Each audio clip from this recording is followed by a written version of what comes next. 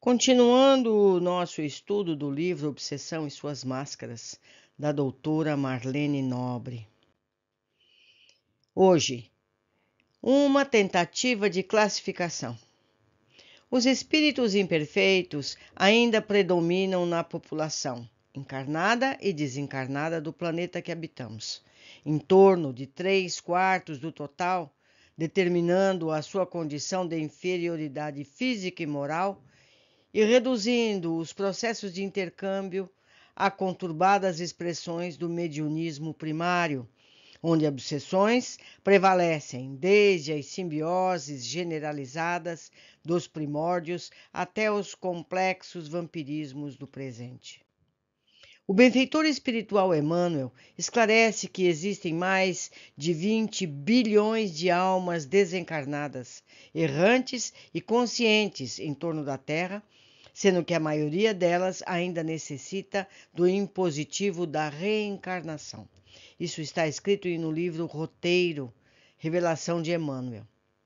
Com esse dado, é possível imaginar o grau de heterogeneidade espiritual que nos circunda e, em consequência, a grande complexidade dos intercâmbios torturados e infelizes entre encarnados e desencarnados e dos encarnados entre si. Por isso, o estudo da mediunidade patológica ou torturada, conhecida como obsessão, revela-se tão importante para a saúde humana e representa, sem dúvida, uma contribuição de valor inestimável do espiritismo à medicina. O psiquiatra Inácio Ferreira, que militou por várias décadas no Sanatório Espírita de Uberaba, foi um dos pioneiros ilustres a empregar nos pacientes o tratamento espírita conjugado à terapêutica ortodoxa.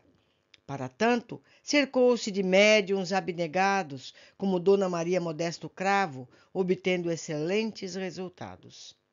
Em seu livro, Novos Rumos da Medicina, Dr. Inácio enfatiza que os médicos precisam desviar-se um pouco de suas investigações da matéria, lançando-se ao estudo e às experimentações no campo espiritual. E antevendo o futuro, ressalta, diz aqui Dr. Inácio, precisam compreender e chegarão a essa compreensão, quer queira, quer não, que 70% das tragédias que se desenrolam na humanidade, produzindo esses desequilíbrios mentais, são consequências de atuações psíquicas partidas do mundo invisível aos nossos olhos materializados. Porém, percebidas e sentidas pelos médiuns, criaturas possuidoras de um sexto sentido.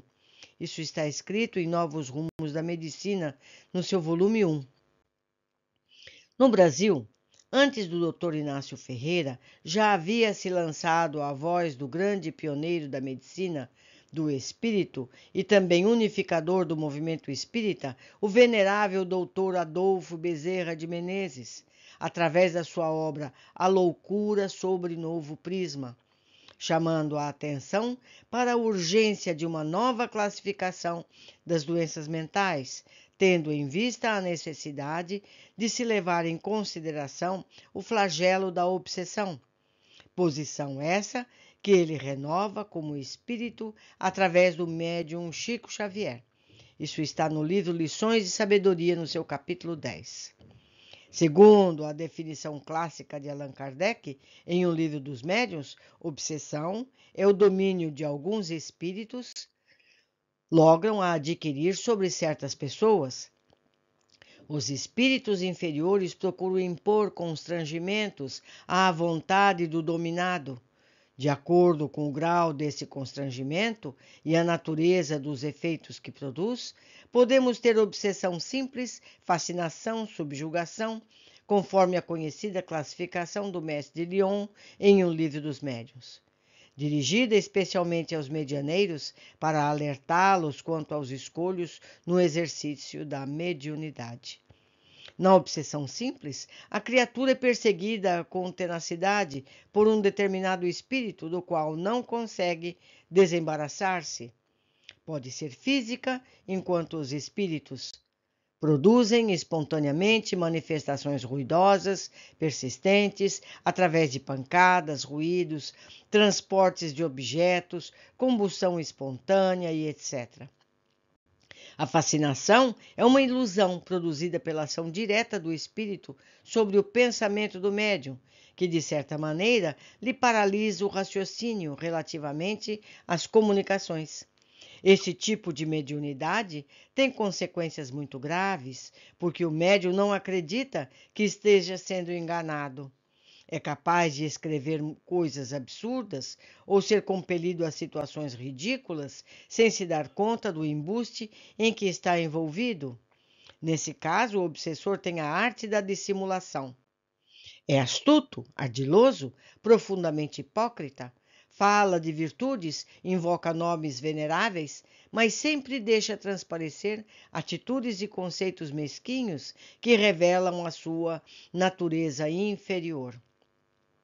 Na subjugação, temos um grau mais avançado de obsessão, às vezes o constrangimento é tão forte que é denominado possessão. Kardec não gosta desse termo, explicou as razões, mas rendeu-se ao fato de que, em muitos casos, tudo se passa como se realmente fosse uma possessão. Voltamos a essa asserção absoluta porque agora nos é demonstrado que pode haver verdadeira possessão.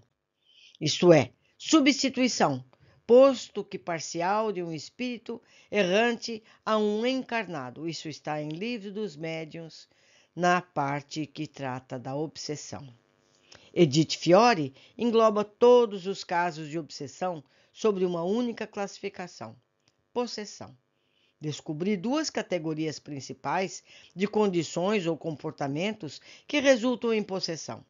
Aquelas em que as pessoas efetivamente convidam os espíritos a entrar e aquelas em que elas não só não têm consciência da possessão, mas também não querem de maneira alguma, num nível consciente, que ela aconteça, afirma Edith Fiore no livro Possessão Espiritual.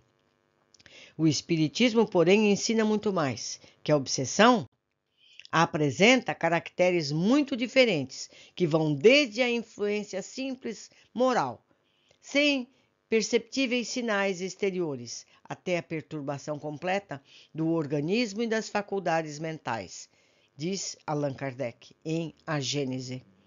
Tanto em nível anímico quanto espirítico, o homem está sujeito a influenciações de mais diversas, inclusive as muito negativas, que podem sofrer constrições psíquicas e orgânicas de graus variáveis, que podem levar até a morte física.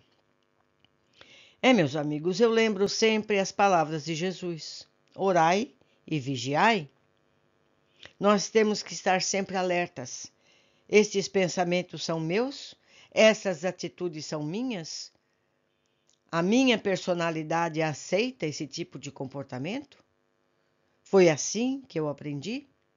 Então precisamos estar sempre analisando a nós mesmos para podermos avaliar se estamos livres ou não dessas influências psíquicas vindas de fora. Deixo aqui meu e-mail para que possamos trocar ideias. Aguardo os comentários que fazem crescer o nosso conhecimento. Um abraço e até o próximo capítulo.